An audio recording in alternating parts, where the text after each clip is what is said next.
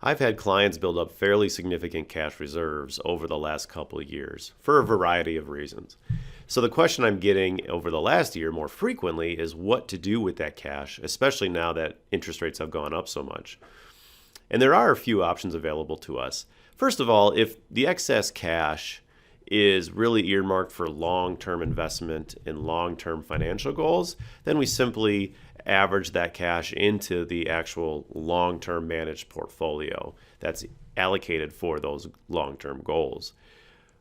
But a lot of times clients have cash reserves that they want to keep because it helps them sleep better at night. It just makes them feel more comfortable.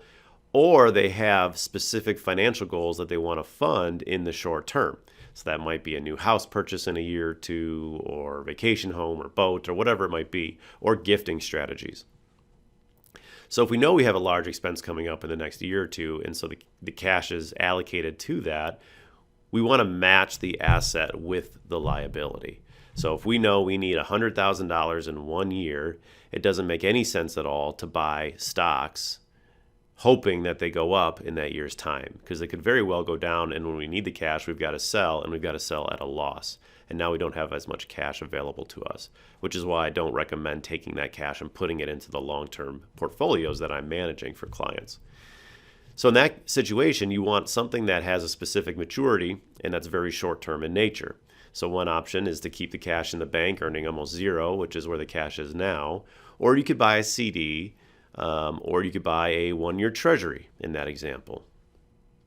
The CD and the treasury is yielding probably roughly the same yields from what I've seen. Every bank is different. The difference is, though, the CD is typically locked up until some set maturity date. So you don't get access to the funds before then unless you take some sort of penalty on it. The treasuries, on the other hand, are liquid essentially almost any trading day.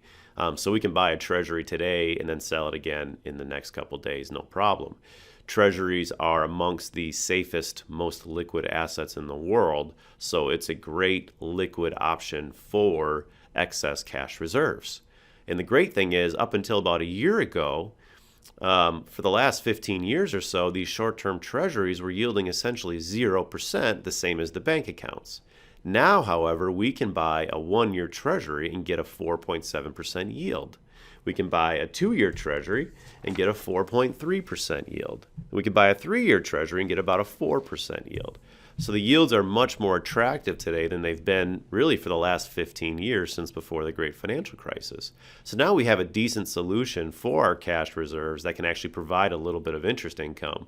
On $100,000, that's $4,500 in a year. That's not too bad. And we have daily liquidity of that money if some unexpected cash need were to arise. So in any case, there are options for cash. There's no sense sitting on a bunch of cash in the bank at this point unless you know you need it in the very short term. So hopefully that's helpful.